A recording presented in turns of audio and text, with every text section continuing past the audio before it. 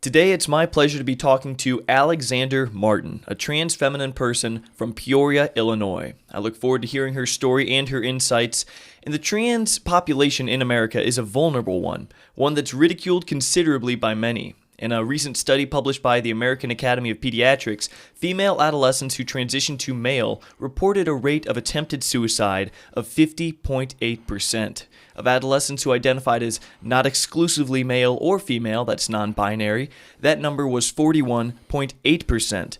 And for male to female adolescents, that number is 29.9%. These numbers are staggering, and I seriously hope to gain some understanding of the minds, lives, and struggles of this population and take steps towards making these numbers decline. Perhaps this conversation will contribute to that. Before we kick things off, though, of course, if you find this episode meaningful, like it, share it, comment on it, and be sure to like my pages on Instagram and Facebook and subscribe on YouTube. If you want to support this show, you can donate on Venmo to the username, The Paul Garcia Show, or you can become a patron on patreon.com/Paul Garcia, where you'll get early access to each and every episode for as little as $1 a month. Episodes like this one. I'm seeking to build an honest, knowledge-seeking, unifying media company, and I need your help to do that. With all that said, Alexander Martin, thank you very much for coming on to the show today. I really appreciate it. Thank you so much for having me. Yeah, absolutely. It is my pleasure. And I just want to say thank you again, really, because it takes a lot of courage to come on the show. And I understand, or I assume I should say, that it must have been daunting considering the amount of conservative guests and right-leaning guests that I've had on. So for you to come on and kind of be a pioneer of sorts is very impressive. And I hope to have many more conversations like this. Yeah, thank you. It is, It can be. Anytime you become visible, and the lens is turned on you, it can be a little scary, especially when you're part of a more vulnerable population, but I'm excited to be here and have conversations, and you got to reach out to people in some way, and so this is a good way to do it.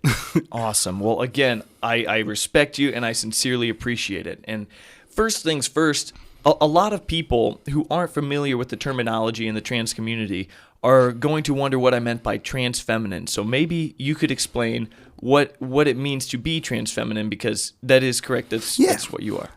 So when talking about trans identities or transness, trans means that your gender identity, how you feel inside, your heart, your soul, your spirit, whatever you want to call it, doesn't match your sex assigned at birth. So when you're born, the doctor says this is a boy, this is a girl, which now we know it's even more complicated than that.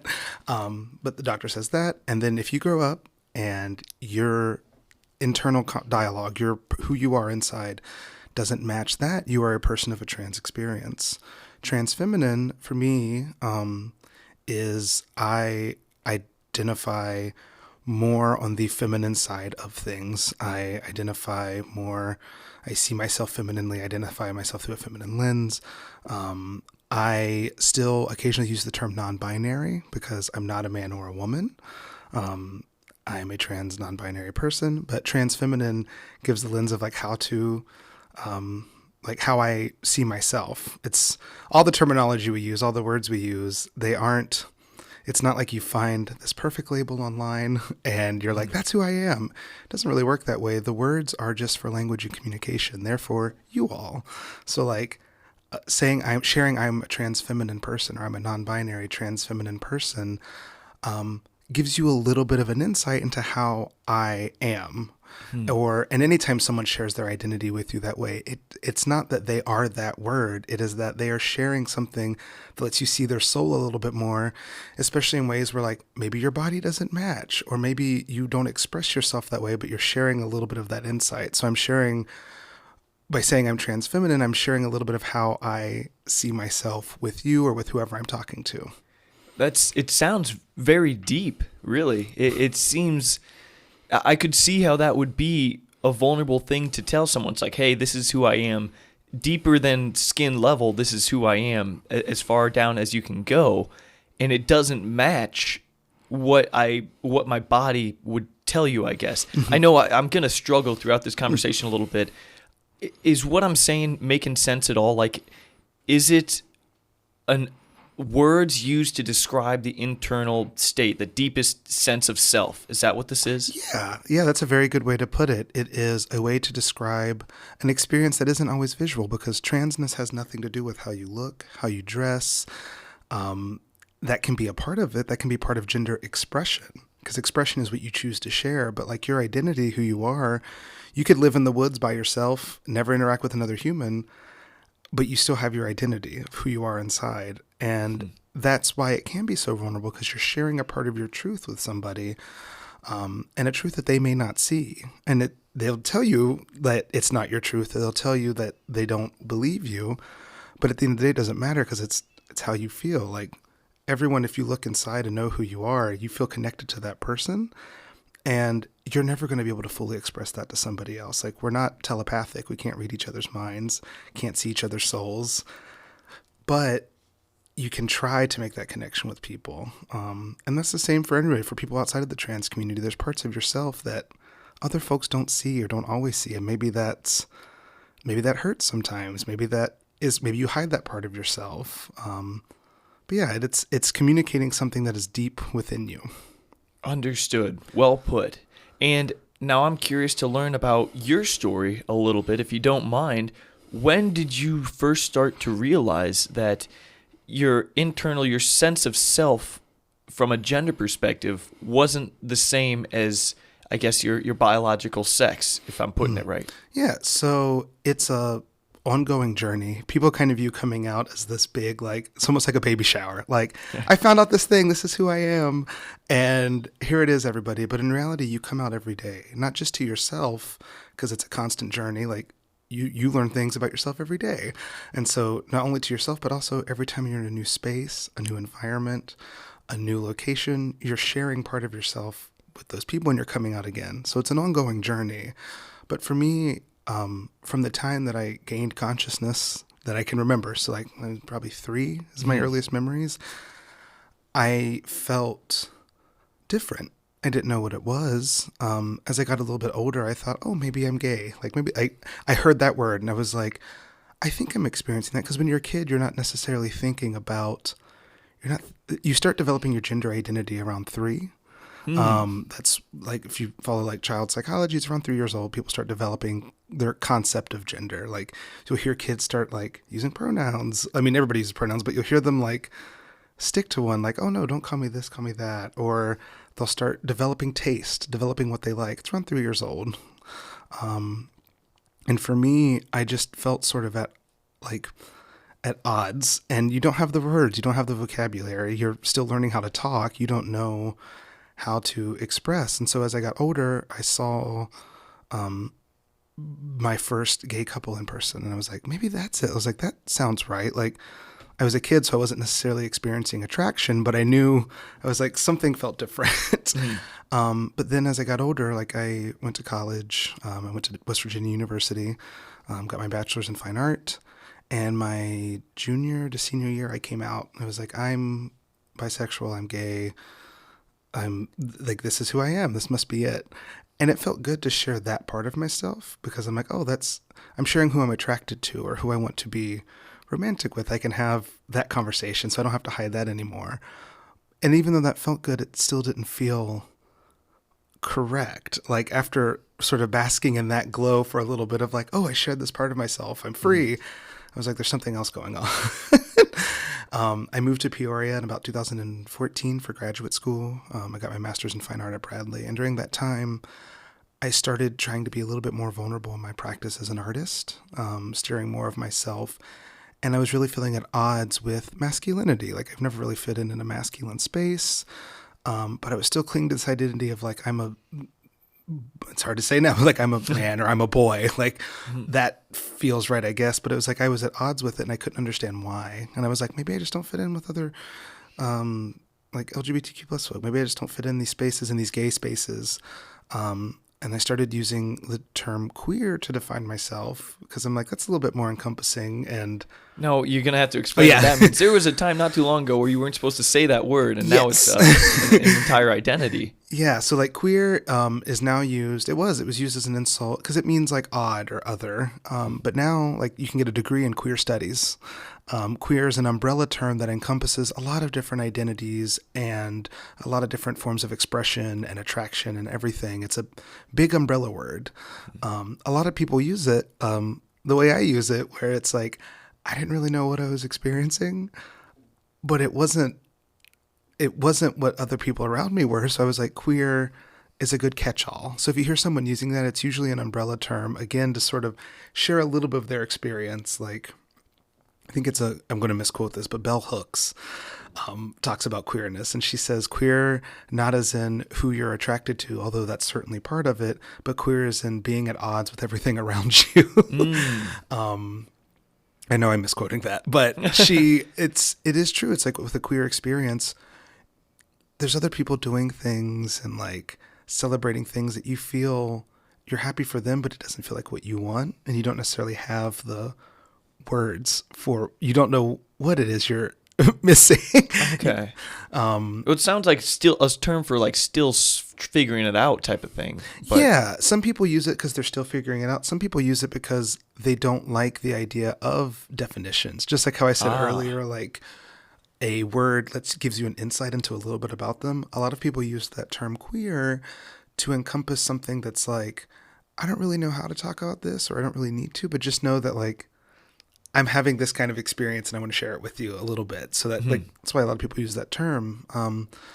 But then in finding a really supportive community, a really awesome group of friends and people that I could feel safe around, I started expressing myself differently.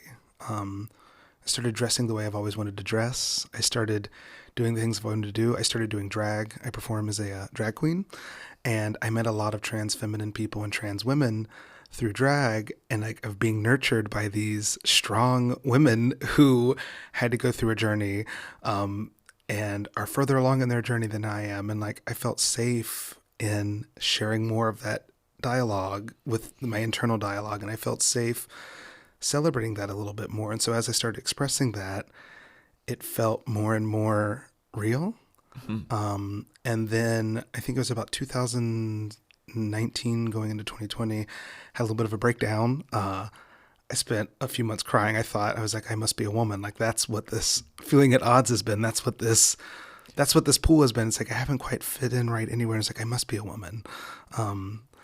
And sort of sat with that for a while, but then I heard, an animator I really like talking about things being coded male or female, and like they're a non-binary person, and they were talking about being raised through like a feminine lens, and something really resonated with me. I was like, I was raised through a masculine lens, like I was raised as a boy, but I never felt connected to that, and I always felt kind of performative. And I was like, I feel more in tune with the feminine side of myself, because everybody has both. It comes through in different ways. Everybody has both. But I felt more in tune with like the feminine side of myself. And I was like, but I didn't feel like a woman.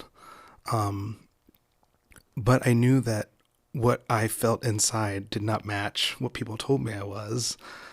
And now, like, I use the term trans feminine. I sometimes use non-binary. Again, those aren't labels that I like wear a badge of. I'm like, this is who I am. But like, I'm a person of trans experience. Who I am inside, now I can share it. I feel safe, I feel comfortable, and I felt welcomed, and like I had a community supporting me, and people started using different pronouns with me before I even told them, like, because they could see it. If you hang out with someone, if you're friends with people, you see their truth. Some people will try to ignore it, but like it's really hard to look at someone and say that's not who you are when you can feel it. Even if they don't traditionally express it that way, you can feel someone's truth.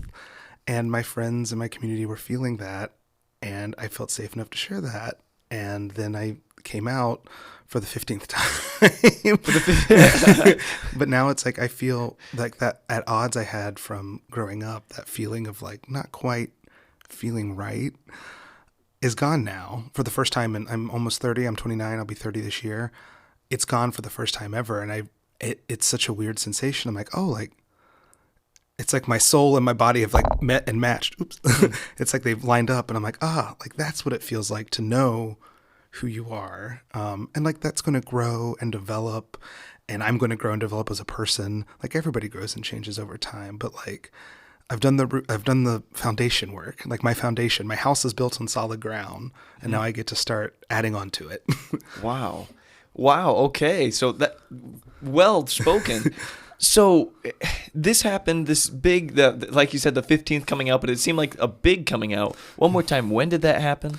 It started in like 2019, 2020, but then it was during the height of the pandemic, like 2021, that I started sharing it a little bit more publicly and then being more vocal about it.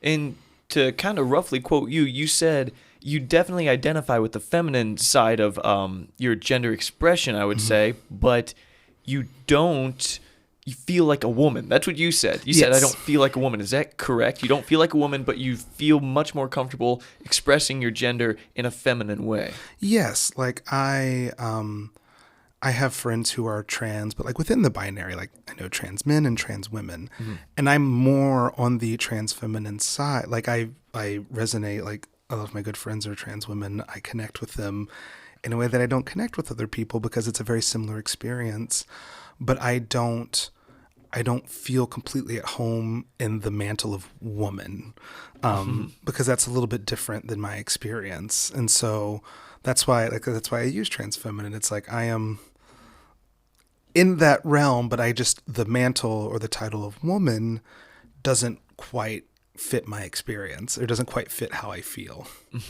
I understand. And now some people who are watching this are going to think, well, what's the difference between being trans feminine and just being a feminine male? So it's expression and identity again. So I know loads of people who are masculine or feminine regardless of their gender identity. I have friends who are cisgender women, which cisgender, I don't like to use opposites, but like if trans means your identity doesn't match your sex assigned at birth, cisgender means it does. So if you're born and the doctor says you're a boy and you grow up and you're like, yeah, that's right, you're cisgender. And so I know cisgender women who are more masculine in their presentation. I know cisgender men who are more feminine. Right. And that is an expression, and like the things you feel comfortable with or comfortable expressing. Like I almost equate it to like taste.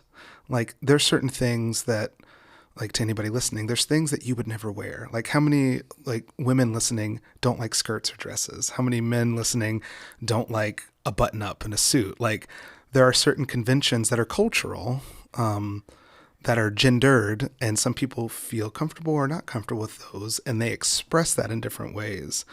But expression versus identity is like who you are inside. So that feeling inside. So wanting to express something is expression, but feeling like you're making a lot of sense. So keep going, please. Yeah, it's like feeling like you are something else is where identity comes in. So like I've probably expressed myself femininely on and off throughout my life. Like there's moments where you hide it because you feel shamed, especially if you're raised through a male lens.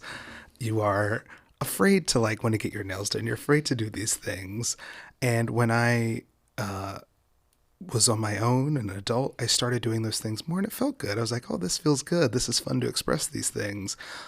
But then I was like, oh, this isn't just wanting to express these things. This isn't just for fun. I was like, this is hitting a little too close to home. This is hitting at my core a little bit. Like the first time I put, it was press-on nails. I put press-on nails on. And I remember as a kid, I always wondered, my sister had gloves that had nails on them, and I always wanted to play with them and put them on.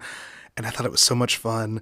And then the first time I did, I was like, oh, wow, cool. I get to do this and express it. It felt good. But then something else clicked. It felt almost too good. I was like, this feels right. Yeah. Like this feels, and it's not saying that is, womanhood. Like you don't have to have your nails done to be feminine. You don't have to do anything to say how you identify, but like being able to safely express that, I was like, this is more than just expression. This is resonating with something deep in me. It's like when not the same, but like if you do something you've always wanted to do and like you realize like, oh, this is my career. When you line up and you're like, I really like doing this. Like people who have that awakening in healthcare, they're like, oh my God, I think I want to be a doctor, or I think I want to be this. Yeah.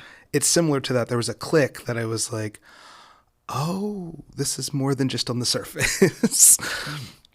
And what did that, was that scary at all? Or were you like, oh no, this is a big deal? Like you said, it clicked. That had to be like a revelation. Yeah, it's a little scary, but it's also a relief. It's a relief because you're like, oh, that's what that's been. That's what that feeling's been my whole life. Like, that's what that is. I understand. Like, I'm not odd. I mean, I am odd as a person, but like, I'm not broken.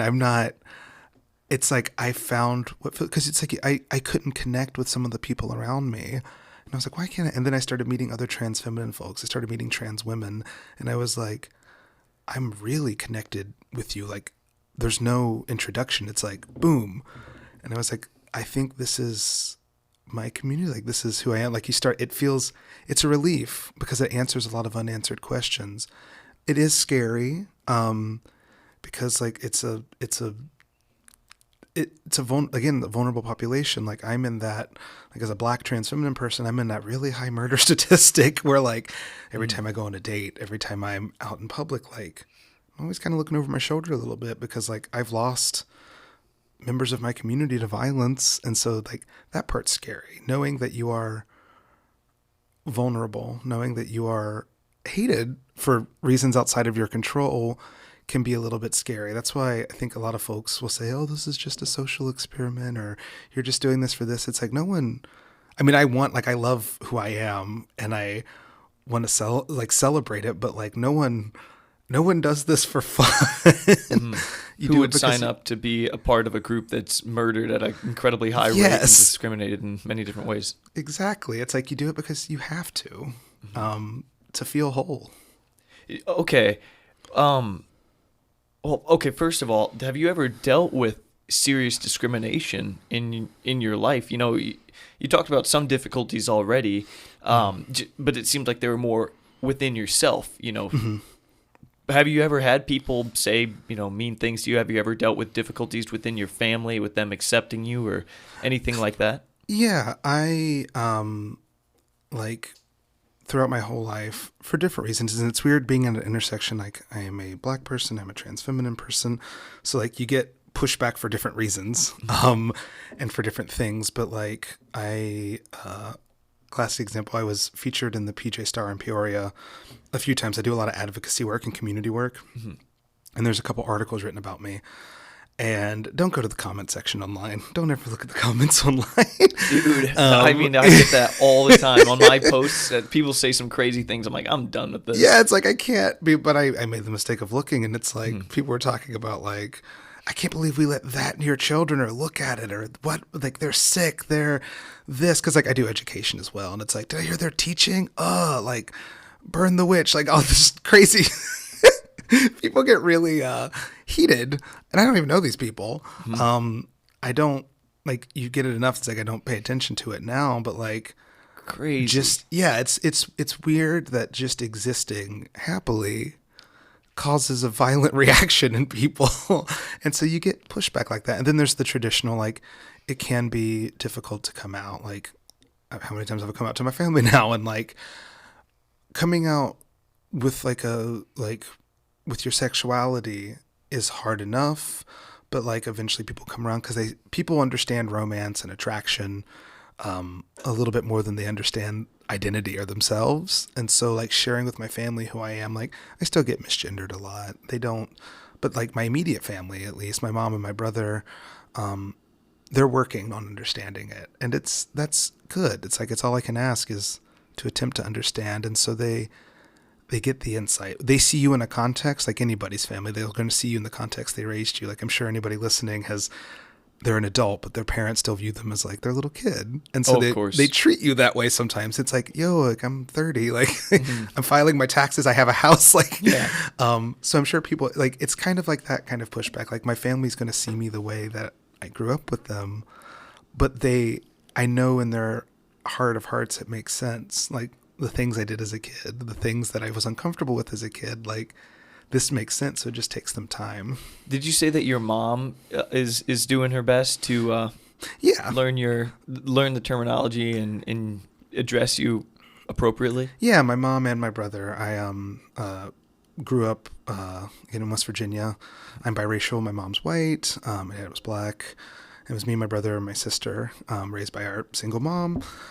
And so we were really close. We have an extended family, and they were always nice, but like we felt a little bit alienated. Like my sister and I were the only black people in our family. I wasn't out at the time, but like the only person I knew of at that time that was like queer in my family. And so we were sort of like an odd little bubble, but we made it through. And then when I moved out here, sort of came into my own, started like, I don't know anybody. Well, now I know people in Illinois, but I didn't know anybody when I moved here. And so I started expressing more parts of myself and learning more about myself. Grew a little bit distant from my family. Still talked to them, but like there was some tension when I first came out, and then other stuff. And then in 2019, I lost my sister to a car accident, my younger sister, and that made me go back home. Like I went back home for her celebration of life. I was with my immediate family and my extended family, and that connection to my past, like viewing myself in the context of which I grew up to now, made part of that identity journey click. And it also, I was like, my sister was 23, 22, losing someone that young and early on, like we were supposed to be old hags together, like yelling at each other. I was like, I have to do exactly what I want and live my truth. And that sort of was a catalyst in being more honest with myself, saying no to things I don't like, saying yes to things, and taking care of myself. And that made me reconnect with my family in a way that, like, I think that's part of the reason why they're trying. So like we're miles apart, but like we're together again, and we're looking out for each other, and I can see them trying. So like the thing that was what we were at odds with before is now better, and like it gets better every day. Wow. Well, I'm very sorry to hear about your sister, first of all, but it's interesting how a loved one's death, or even just some traumatic experience like that, can kind of wipe your eyes or wipe the lenses that you've been looking at your life through, and suddenly the things that, the denying certain aspects of yourself, I guess, and what you like, it all seems as silly as it should. You know what I mean? So it's like, well, you know what? One, I'm going to die. Two, it's like you never know when other people around you are going to die. This life is too short to live in a way that doesn't line up with how you really feel inside. So it's kind of, it makes a lot of sense that after that you're like, screw this whole acting like something I'm not. Yeah, it's like a lot of people, regardless of the community they're in, a lot of people do stuff that they don't want to do because they think they have to. And when that wall gets shattered, it's scary, but then you're like, oh, I can do anything. And it's like losing a family member helped me see that, but then also being in a community like the LGBTQ plus community, we lost a whole generation. Like we don't have a lot of baby boomers because a lot of them died during the HIV epidemic. We lost a whole generation. And like in the trans community, you can lose a friend every day. Like that's why we do the Trans Day of Remembrance every year. Like we lose people every year to violence, or to lack of health care, lack of resources. And so you get accustomed to that, and you're like, well, why not live my truth? Like I'm going to do what makes me happy. And if I can lead with joy, I can bring joy to my community. So I got to do what's right. And I think everybody, regardless of their community, experiences that in some way, shape, or form. But there's that moment or moments where you're like, I need to do something for me. Understood. Yeah. Oh, sorry, I cut you off there. Oh, no, you're fine. No, that was it. Okay. Well, on that note, we got to quick say thank you to a local sponsor, Fairbury Furniture in Fairbury, Illinois, Central Illinois' premier furniture store. These guys are great. You ever bought from a furniture store before? No, I usually secondhand things. Well, one day you will have the luxury of buying from a great furniture store like Fairbury Furniture. I don't know what I'm saying right now. Here's a commercial from Fairbury Furniture. Fairbury Furniture is Central Illinois' premier furniture store. This family-owned business offers a vast selection of premium furniture items from all of your favorite brands, including Sealy, Best Home Furnishings, Leather Italia, Tempur-Pedic, and Ashley, just to name a few. Also inside Fairbury Furniture is the popular WC Market, a beloved shop that offers an ever-changing selection of unique gifts and fashionable home decor. So make your home interior beautiful, comfortable, stylish, and delightful when you shop at Fairbury's own Fairbury Furniture. Come on down to Fairbury Furniture, where the furniture rocks.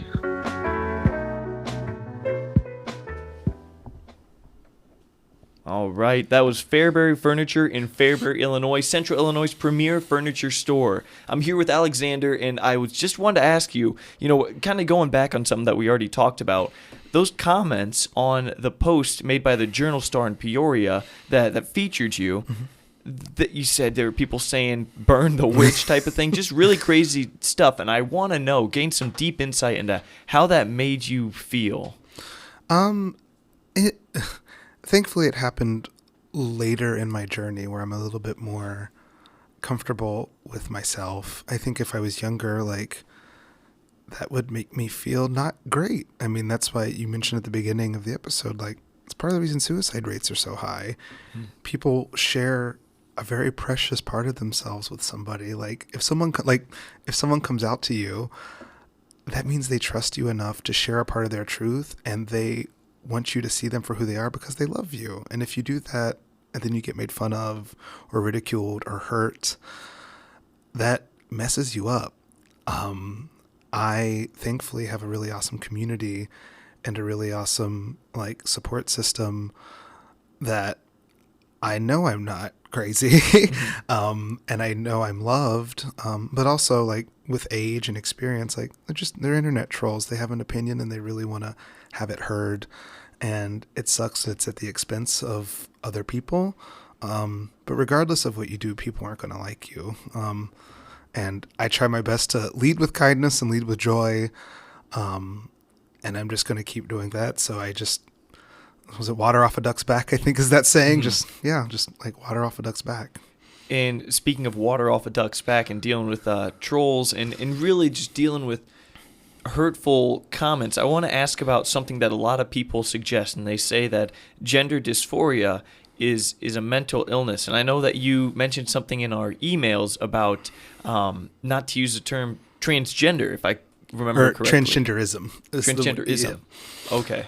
Yeah. So I guess, first of all, why not use transgenderism? Start there, and then I'll ask about mental illness. The term transgenderism is clinical, that's in I forget that big psychology book where they make additions. Oh, the DSM? Yeah, the Diagnostic DSM. Statistic Manual, mental. That's a diagnosis in one of the earlier versions of that, where it's you've been diagnosed with this. It's not an ism, it's just a part of who you are. And so it's not a mental illness, it's your identity. And so, the same thing, they had different sexualities in there as mental illnesses as well. So that's why we don't use the term transgenderism, because it's clinical and it is like a diagnosis when you can't really diagnose anybody with this. Understood. And then, what's it make you feel when people do say that being a trans person is a mental illness? And do you deny the term gender dysphoria? I hear a lot of people in the community use that, so I didn't know. Yeah. Gender dysphoria is a very common phenomenon. It is that feeling of not being at home in your body. You feel a certain way. You know who you are, but then you look in the mirror and the reflection doesn't tell you that. Your shoulders are too broad, or your voice is too deep, or whatever. It causes harm. It causes it doesn't feel good. And that's why letting folks transition, letting them live their truth is life-saving. You know what prevents suicide rates? Letting folks live in their truth, supporting them. They know who they are, you know who you are. And so when folks tell me oh, it's a mental illness or it's this or that, my main question or concern is why do they feel that way? Is it because they haven't experienced that before? I honestly, like, I speak a lot in metaphors because I think it's a good way to relate to people. Right And back so- at, yeah, I do the same thing. Sometimes it's the best way to explain a concept. So Yeah. And so it's like I'm trying to find the right metaphors for communities like that to let them understand, like, no, this isn't a mental illness. Like, this is, again, it's an experience that people may not experience. And I think a lot of times folks get angry when because everybody's been through something. Everybody, like, being alive is hard. Oh, Full yeah. stop.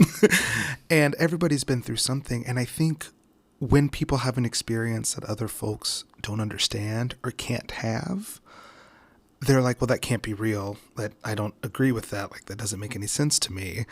And it's just because it's something they haven't had to experience. And that's okay. There's loads of stuff I've never experienced and loads of stuff I never will experience. But I believe when people tell me their truth, and I believe when people tell me what they're going through, and, like, that's just trust and compassion. And so whenever people say, like, oh, you're mentally ill, or say you're this, it's like, well, I'm very happy. I'm doing what I like. I have friends and community. I get to express myself through my art practice. Like, I think I'm stable. And so I'm like, what is it about me that makes you uncomfortable? Or what is it about me that makes you feel like I'm mentally ill? Because I think I'm okay. So, like, let's have a conversation about that. Mm-hmm. It's, people feel uncomfortable when they're around something that's novel or new to them a lot of the time. And the immediate response to that is repulsion sometimes. Yeah. It's like, that's new. I don't know what that is. Therefore, it's not safe. Therefore, I don't like it. In fact, I reject it. And Yeah. it's like you probably see that, and I feel like you would see that with older people. So from your perspective, and within the trans community, are there stereotypes of people, like, are old people truly the most resistant to people within the community, or what would you It's say? bigger than that. It's hard to pinpoint. Like, of course, you're going to have older folks who are a little bit more curmudgeon-y. Curmudgeon-y. Whoa. I've never used that word or heard it. But it comes from all directions, which I don't mean this to sound disheartening or depressing, but, like, within the trans community, and, like, even within the LGBTQ plus community, there's lesbian, gay, bisexual, pansexual people who don't agree or don't believe in trans folks. They don't believe in transness. There's gatekeeping within those communities. So it's not just old people, it's everybody. And so we face flack within our own communities. We face flack outside of our communities. So it's like, I can't pinpoint one group that does it the most, because it's new to a lot of people, or something a lot of people haven't experienced. And like you said, it triggers that reaction. So it's not just older people. It's a little bit of everybody. You get it kind of from all sides. Now, that's surprising that within the LGBTQIA plus community that there's kind of pushback from within. What reasons might different members of that community have to dislike the trans community? I think it's always weird to me because, like, Black trans women started, like, Pride Month. Like, the first brick at Stonewall was thrown by Martha P. Johnson. Like, trans women have been at the forefront of a lot of activism within the LGBTQ plus community. But I think that pushback comes from a lack of understanding. Like, people can understand sexuality because a lot of people experience attraction, regardless of who it's to or what it's with. Like, people get crushes, but not a lot of people don't feel at home in who they are. And that's a newer experience. And I think it's pushback from that. Like, you see it, like, a lot of, there's people still face discrimination, but you have, like, wealthier gay men in politics. People are way more visible now, but, like, at the end of the day, there's still, like, a man in power or a person in power that is, even though their sexuality may be not what other people in power are like, they're still adjacent to that. And I think it sort of clouds the vision of, like, where we all started, like, where we're all in this together to begin with. It's like when you get that taste of, like, and you see it in all kinds of underrepresented communities, someone will get a taste of being on the other side and they end up oppressing the community that they're a part of or came from. Yeah, that's interesting. Yeah, I think it's because people don't necessarily want change. They want to be in charge. Oh, that's so interesting. That's deep. That's psychological. That's everything. I remember my dad telling me a story one time. He was in school, and they in PE class, they typically back in the day, back in the 70s and 60s, they would, the jocks would pick the teams, and it'd always go, the most athletic down to the least athletic. And one time, the PE teacher let the non-athletic, the least athletic kids pick the teams, and they immediately started picking, the most athletic, and they forgot about their fellow non-athletic people, the dorkier ones in that class. And it's like, oh my gosh, everyone just wants to be in charge. Really, it's like you kind of lose solidarity sometimes when you have this newfound power, I feel like. Yeah, that's an amazing example of that. Like that is 100%. It's a lot because to imagine real systematic change and growth is hard because it's something we haven't seen. Maybe our ancestors did it. Maybe other civilizations had a taste of that. But we haven't seen the kind of future we all want to work towards. And so envisioning something new is odd. And so for a lot, it's difficult. And so for a lot of people, envisioning themselves being at the top, instead of eliminating a hierarchy, a lot of people envision themselves at the top. And that puts them in that role of, well, now I have the power, so it's time to get back. And it's like, no, that's not true equity is everyone's on like Knights of the Round Table. We're all here seated equally. No one's above anybody else.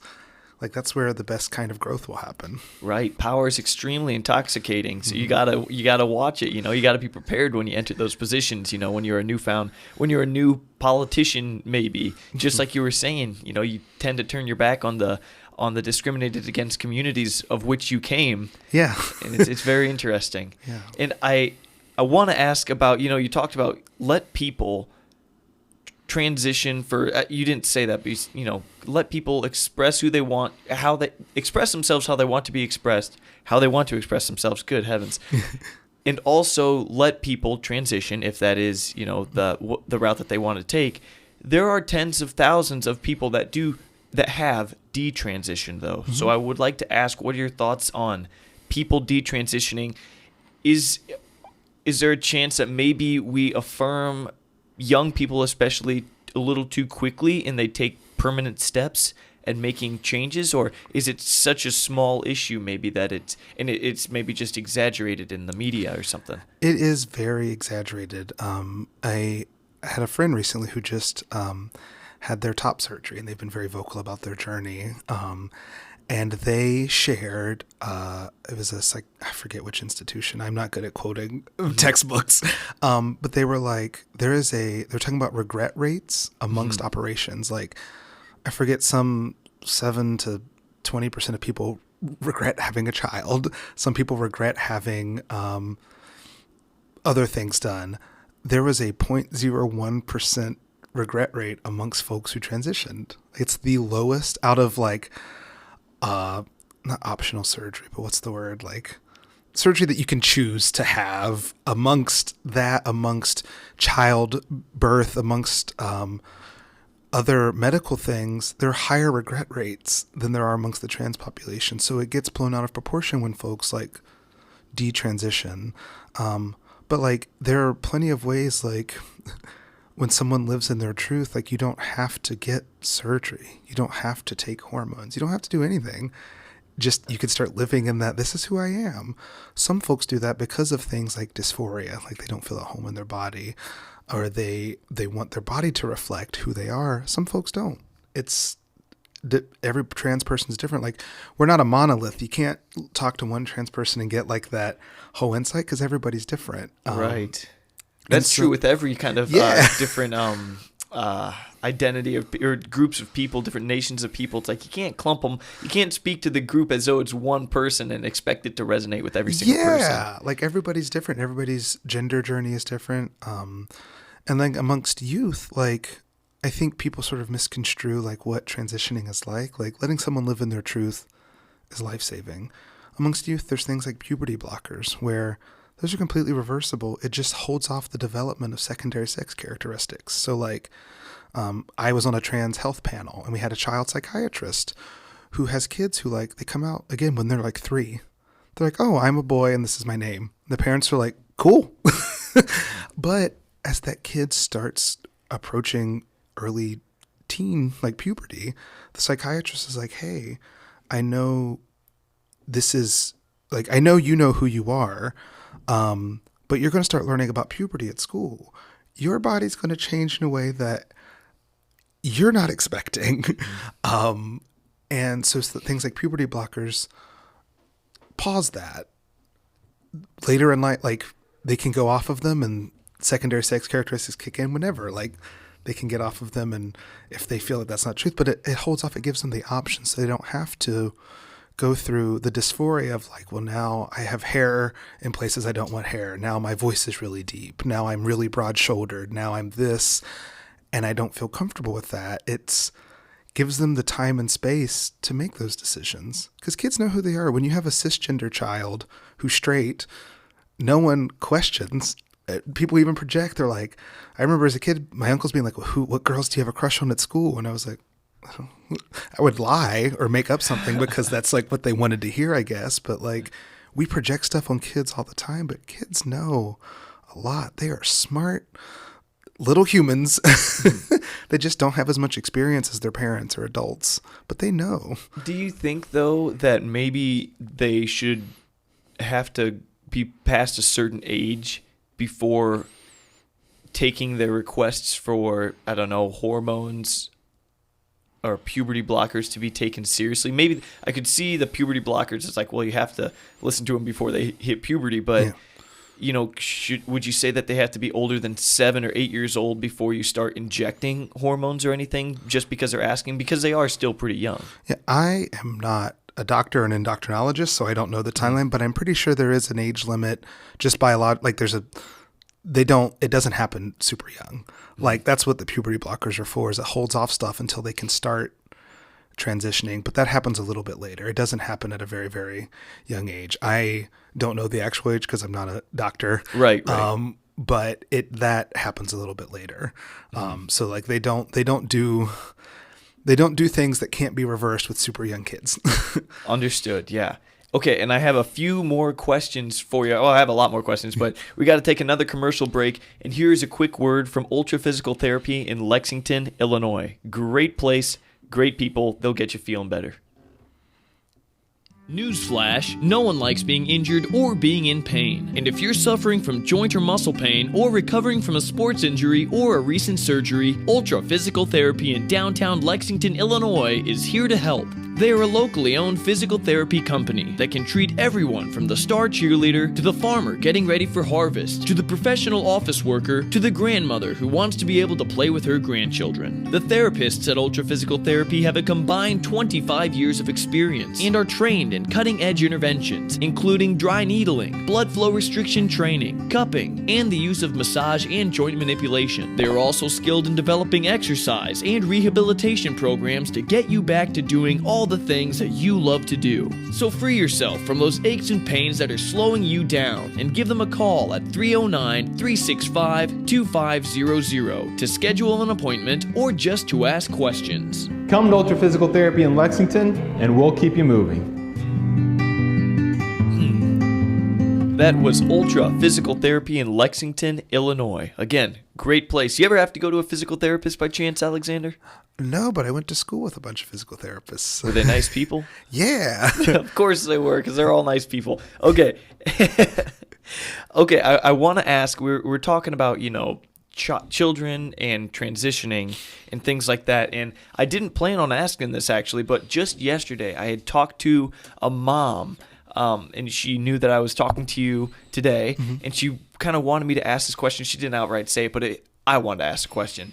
So she's a part of a group of moms here in Bloomington Normal who have been worried about their children and their interest in transitioning and their insistence on being trans. And these kids are in middle school and going into high school, and I believe they're girls, actually. So they're all girls. And it's a small group of moms in this area. And they've said, and they've been together for a few years, I believe, and they've said that, this interest or this ideation of maybe I'm trans, maybe I'm actually a boy, and maybe I want to start transitioning. They say it happens quite often, but And this is what the mom said, that if they kind of take a back seat and don't push their own opinions on the matter too hard, their children, more often than not, in fact, I believe it's 100% in the past few years, that they end up not deciding to transition, which, do you think that sometimes it can be a social thing where young girls especially they consider it, but maybe it's not for them? Is that possible? Like, I don't know if I'm making myself clear exactly, but yeah, I think with anything, it's a journey. And like, I mean, it took me 27 years to come out. I've met 3-year-olds who I'm like, yep, you are trans and you are correct. Like, you can see it in somebody or you know it, but it is a journey. And some people we're more visible now than we've ever been. So people are saying there's more trans people than I've ever seen before. We didn't have this growing up or whatever. Right. We've always been around. We've been around for hundreds of years. There's actually a really awesome project called the Legacy Wall, part of the Legacy Project, and it highlights LGBTQ plus history like all the way back. We've always been here. It's just because of oppression, because of safety, we've had to hide and not be super vocal. But like, we're more visible now than we've ever been. And so I think it's common for people to see that. Like, for me, it took meeting other trans people to understand what was happening with me internally, like to not feel alone, to find that community. And I think kids will look to places to find community, but like, there's a difference between, I think this is who I am and how I want you to refer to me, as opposed to a kid who's like crying themselves at sleep tonight because they want to wake up in a different body. Like, there's a difference. And if your kids think they may be trans, but they aren't like pressuring to like do stuff, like let them explore that and give them space, because a lot of us never had that space and it took us a lot longer to figure out what was going on. But like different people are different. So like, just give them the space to do that. And that's like that approach is actually, that's like not pressing the issue, respecting your kid's journey, respecting how they want to be referred to, giving them space and let them come to their own conclusions. And just always keep an eye out for their safety. But like, giving them the space to do that that's good parenting. Like, and if they decide that like, I don't feel comfortable in my body, there's things I want to change, then you can start having that conversation of what that looks like for them, what that looks like in the future, what their plans are. But it's different for different people. And I think as people become more visible, more folks are going to be like, I don't quite feel, something doesn't quite feel right, but I don't know what it is. So maybe it's this. But we all go through, maybe it's this, maybe it's that. But it's just, we're more visible now. So there's more things to look at, and like, giving them the space to explore that is not going to harm them. Because I think people, again, equate transness with operations and with hormone therapy, when all it is like, if you have someone who knows at their heart of hearts that they are who they are and it doesn't match what they were assigned at birth, that's a trans person. They are just as much of a, like if they are a trans woman, they are just as much of a woman before they publicly transition, when they have that internal dialogue, to when you wouldn't, like years later. They are always just as much of a woman as they've always ever been, or just as much of a man, or just as much of a trans non-binary person. They're always that to the fullest. It's just sometimes people want their outside to reflect that more. So they don't become more as they go along. They've always been there. It's just they're choosing to share it with you. So it's a normal phenomena for kids to consider the idea that maybe they are trans and then deciding later that they are in fact not. You say that's normal, and it's a good idea just to let them explore and come to their own conclusions. Yeah, because I think kids like experience a lot of different things, and like I've talked to a lot of folks who are parents of trans children, and they knew.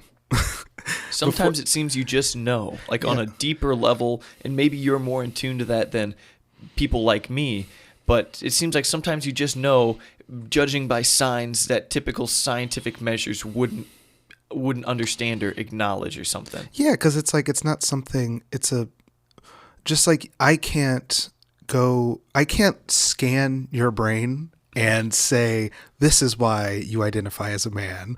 Like, I see that in you. Like anybody who interact, like that's what you express. That's who you are.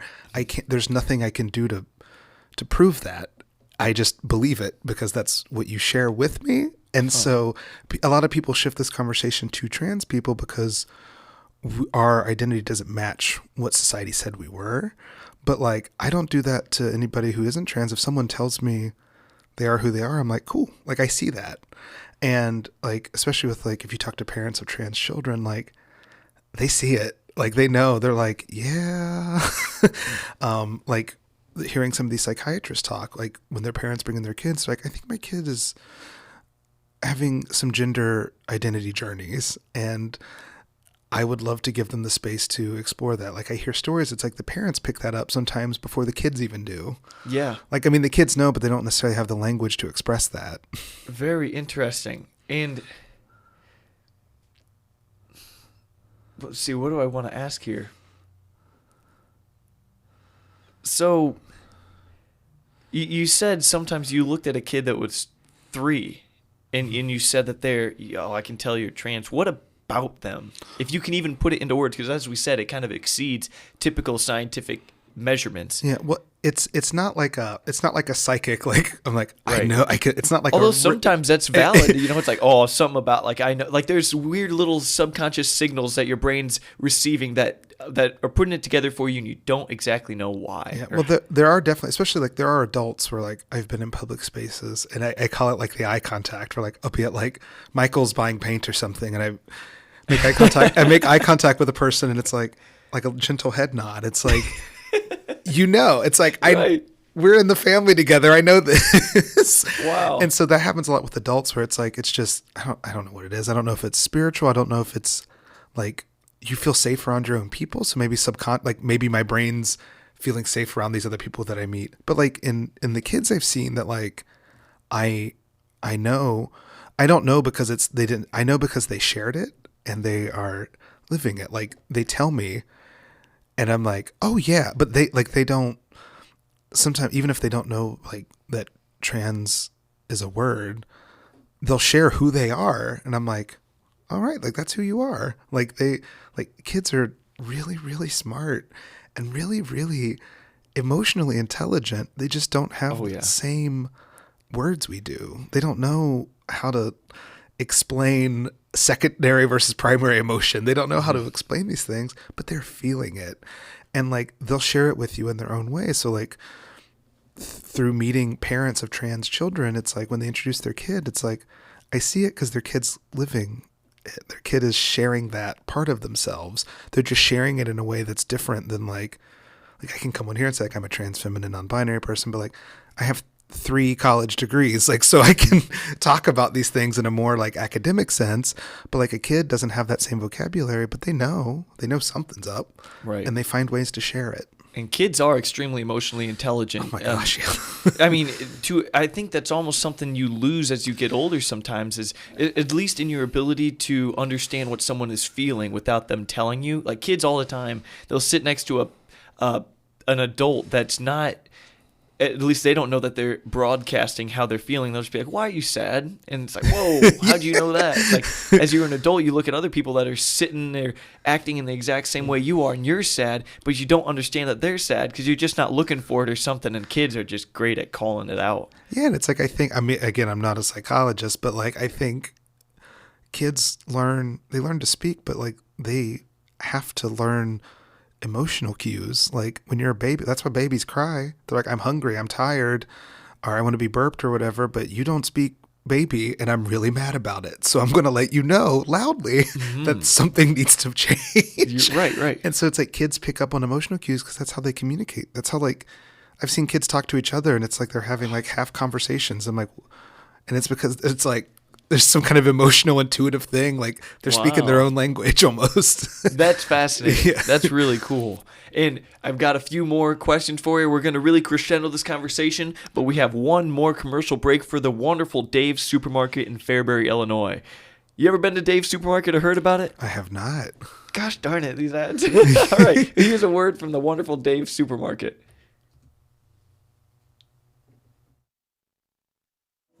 Since 1950, Dave's Supermarket in Fairbury has been wowing customers throughout central Illinois with their unmatched customer service, delectable deli market, beloved grocery carryout service, and many other fortes, which is why they've earned hundreds of 5-star reviews online. Dave's 3rd Street Deli has plenty of seating and is a destination place to meet your family and friends for good food, fun, and fellowship. Not only is their home-style fried chicken here the best around, but you can also enjoy free coffee and 50-cent ice cream every single day. And be sure to check out their Old World Bakery while you're here, where freshly baked goods are prepared every morning. You'll find hundreds of unique and signature items here at Dave's that you won't find anywhere else, like their famous potato salad, ham loaf, and canned meats, just to name a few. Dave's Supermarket is open Monday through Saturday from 7 a.m. to 8 p.m. and offers online shopping and curbside services. Come experience this revered location that puts the super in supermarket when you shop at Dave's in Fairbury, Illinois, wowing the customer for over 70 years. All right, that was Dave's Supermarket in Fairbury, Illinois. Everyone loves Dave's. Great place. Except you apparently don't know what Dave's is, but you know what? That's no big deal. I'll go find out. Yeah, there we go. So I want to ask now, when it comes to the trans community, this is a bit of a general question, or maybe an open-ended question, but what can society do? What maybe even can the government do? What are some things that could happen to reduce that suicide rate that we mentioned in the beginning and just make life easier for trans people? Maybe easier is the wrong word, just the quality of life better. What needs to happen? I think the first thing that everyone should do is just believe people. Like, people know who they are, and like they aren't trying to lie to you. So like, believe them, believe their story, believe their journey, believe their identity, make space for them, and like don't question. Like we get this a lot where it's like someone shouldn't have to have a PhD in gender studies to be able to defend who they are as a person. And we don't expect that of cisgender people. Like, I don't ask someone to defend why they think they're a man or a woman. I believe them. Like, like that's how they identify. And so, like, I think starting with believing in those people, and stop making, and this just is an overall, not just for the trans community, but stop making laws for communities that you're not a part of. Stop making laws that saying you're looking out for the betterment of the population or the community when you have people, when you have no one from that community representing that voice. Same thing of like people making laws against women's reproductive rights, people making laws against things. It's like you can't have people who aren't like you making decisions for you that they think is good. So like make space for people, listen to them. Like for me, I like conversations like this. I'm an educator. I'm a professor. I like to share knowledge. And so I'm comfortable having these kinds of conversations. Sometimes I'm hesitant or a little bit nervous, but like, of course, yeah. I don't mind doing this because I like when folks like to learn. I like to learn new things. And so I like when folks like to learn and listen, but it shouldn't be the job of trans people to educate everyone. Now they should be a part of the conversation because like people say you go to the internet. Well, yeah, you can go to the internet, but the internet has a lot of misinformation on it. But don't put the burden of trying to understand trans people on your trans friends and family. There are amazing local resources. Like here in Bloomington, there's like the Prairie Pride Coalition, the Queer Collective at ISU. There's like ISU's Pride. There are organizations whose job it is to make space for these communities and also educate folks. And you can look those up. So like when they say go to the internet, don't just go to the internet and look up like what is trans, but like look up local organizations that support trans people or support trans populations. Look up local organizations that do education and like go have a conversation like this with people who are ready to have it. I think a lot of folks will just expect someone to explain who they are to them. When I don't ask that of anybody, unless I'm on a date, I'm like, tell me more about yourself. But other than that, I don't expect that out of anybody, and nor should folks expect that out of trans people. But there are trans folks who are more vocal, who like education. And a lot of times they work or are involved with these organizations. So like, go to those organizations, get some education, get your questions answered. and that helps break down misunderstanding. Well, the only thing with that, though, is it's tough for people to get up and go to a physical place or actually call a place. I mean, people prefer not calling places if possible. Is there a website you think they could go to that would be a good start? Yeah, a lot of these organizations, if you look up local organizations, like I work for Central Illinois Friends. We're a nonprofit that does outreach specifically for HIV prevention and care, but we also do a lot of LGBTQ plus education and outreach. I get emails all the time from like parents who are like, hey, do you have a trans person on staff that could talk to me and my kid? Do you have resources that we can utilize? Like, you don't have to make a phone call. You can go to a website. You can email. Like, if you look up these organizations, look for their email, look for their websites, find the ways to contact them, because it is like, I'm used to calling people now because my job, but like, it can be scary. Cold calling someone on the phone. It's spooky. Bet. Yeah. But like, there's other ways to reach out to people. And sometimes some of these organizations, like their websites will have educational information there, and you know it's been sourced and cited. And so you can go there for resources as well, just to get a little bit more education and get a little bit more understanding. Mm-hmm. And you mentioned don't make laws about groups of which none of the people who wrote the laws are a part of. Mm-hmm. Do you have any opinion on the Florida bill that recently got passed by Governor Ron DeSantis? I have a lot of opinions about it.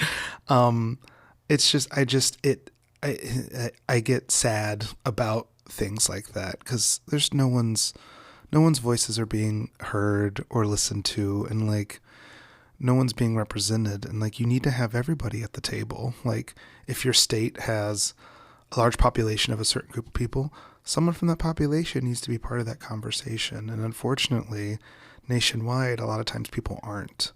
Like, if I go to a city and their city council has people from each of their communities, each different population's represented, like a broad, diverse city council, I'm like, there's a lot of voices here. They're listening to their people, or at least their people are represented. And so it breaks my heart when people get laws made against them or things done to them without their consent, without them even being part of the conversation. And it furthers that stigma and vilifies a community that's just trying to exist. And so when people pass these laws, like, our identity is an issue, it's like, well, I'm just here having my coffee and going about my day. Why are you making laws about me without me being part of the conversation? And so it's just, it makes me, I get very sad because it's a lot of just misunderstanding. And then when you bring in legalese into it, it perpetuates that misunderstanding, and it makes it really hard. Mm-hmm.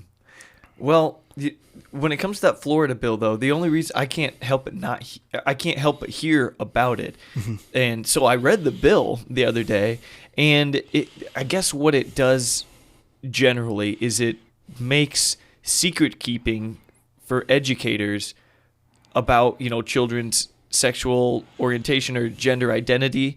It makes it so they have to basically tell the parents, and they can't keep secrets from the parents about those things, and they're not supposed to talk about certain things in schools. Do you think that is an issue then? Yes, that's not safe for the kids. Mm-hmm. Oh, one more thing though that it says in the bill is that if they believe that telling the parents of this child what the child has told them, if they believe that it could result in abuse, neglect, or anything like that, then they can hold a secret. I just want to throw that little caveat in there. Well, that's leaving something to the discretion of a teacher. Different teachers have different opinions. So if a teacher thinks the kid's going to be safe, but they aren't, that role shouldn't fall to the teacher. There are things like patient-doctor confidentiality. If you tell your doctor something in confidence, they can't share that. And like, if a kid tells you outside of identity and sexuality, if a kid tells you that they don't feel safe at home, or they share something with you, are you going to go tell their parents that, like, hey, your kid doesn't feel safe here? That's actively putting that child in harm. And so people are putting it through the lens. So it sounds silly when you said that. Say it that way, yeah. And so it's putting it, like, sometimes teachers can be safe spaces. I've had students come out to me, they're in college, but like come out to me and I'm like, cool, I will respect that and who you are, and I'll make this classroom as safe as possible for you. That is none of my business to share. Also, it's a HIPAA violation to share that with anybody else. So like, I can't share that information, and it's for their safety. And so putting any kind of dent in that kind of protection is harmful to youth. Similar but different, like they're passing a lot of anti-trans laws in Texas right now, a lot of really bad laws. And I have a friend who works for an engineering company that they have people all over. And one of his coworkers in Texas was saying there is a woman, I think she's involved in politics, and her child is trans. Her child's a teenager. Her child is trans and like a public advocate. They're trying to get her like protective services to take her kid away because in Texas that's considered child abuse. Her kid's been living their truth their whole life, and now they're trying to take that child away from a safe and happy home because in the eyes of Texas government and legislation, that is child abuse. And so a lot of, again, people making laws for folks when there's things they don't understand and putting populations at risk and increasing suicide rates and increasing harm done to these communities, when if you turn, like people will view it as something different because it's related to trans issues. But if we made these laws about any other kind of community or identity, people be up in arms. Like I said, if a kid tells you they don't feel safe at home, what if there's a law that says, well, I have to tell their parents they don't feel safe at home? That's going to put that kid in danger. But no one looks at it that way because they can easily other it when it's something that they're not a part of or don't understand. They view our identity as a political platform. Like, I'm not who I am because of politics. I am who I am because who I am. And it's really heartbreaking to see kids being hurt and families being hurt and torn apart by legislation that's passed with no good intent in mind. Well, I mean, they have some good intent. Like their intentions are good, but what they believe is good is not what a lot of people believe is good, right? Well, they have an intention in mind. To them, it is good to out a community, to stop these things from happening, because they're like, well, if kids talk about it, we can stop them from doing it. And speaking from personal experience, you can't stop anybody from who they are. And if they don't get to express that, unfortunately, they end up dying. And so they want to stop a form of identity that they think is bad. And so that can be a good intention from their perspective. But I think, what's that phrase? The path to hell is paved with good intentions. Right.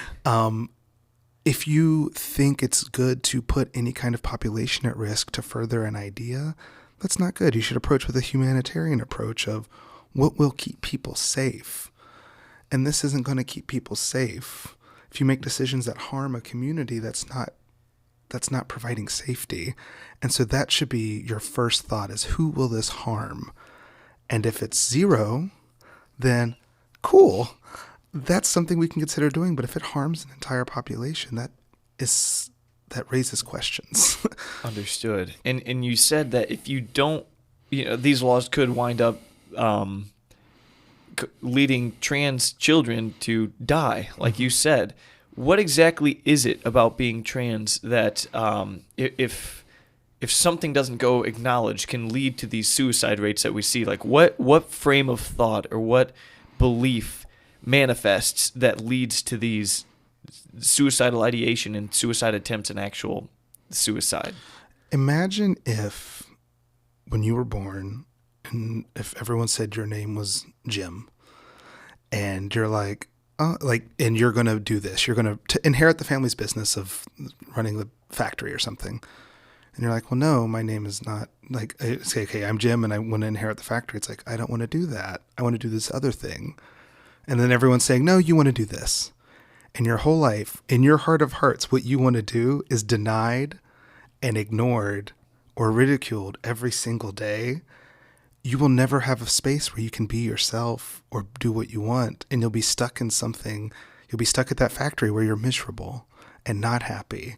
And you can't do what you want. And you can't be who you want. And you can't do what you set out to do, what your calling is. That hurts. And so multiply that by, because it's not a profession. It's not a hobby. So multiply that by like 10,000 when every single person in your life, I get misgendered every day.